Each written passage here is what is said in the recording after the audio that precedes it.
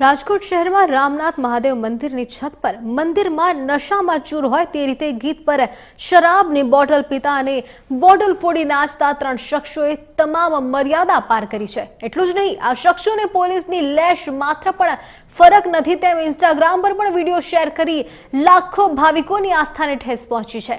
Social media પર વાયુ વેગી આ વાયરલ થઈ રહ્યો છે વિડીયો, ત્યારે વિડીયો પોલીસ પાસે પણ પહોંચ્યો છે। પોલીસે વિડીયોમાં ભાન ભૂલેલા 3 શખ્સ જયદીપ વાડોદરા, શિવમ જાડેજા અને મયુર કુંભારને ઝડપી લીધા છે। આ શરમજનક ઘટના અંગે રામનાથ મંદિરના મુખ્ય સેવક દીપક ગિરી ગોસાઈએ જણાવ્યું હતું કે મંદિરની પાછળના ભાગે આવેલી દિવાલને કારણે અસામાજિક તત્વોનું મોકળું મેદાન મળી ગયું છે। આ દિવાલ દૂર કરી દેવા માટે અનેક વખત રજૂઆત કરાઈ છે, આમ છતાં પણ કોઈ જવાબદાર તંત્ર દ્વારા ધ્યાન નથી દેવાતું।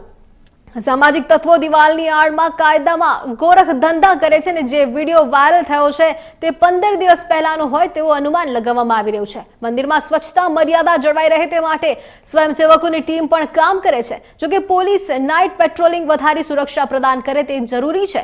રાજકોટનું રામનાથ મંદિર મહાદેવ હજારો લોકોની આસ્થાનું કેન્દ્ર છે।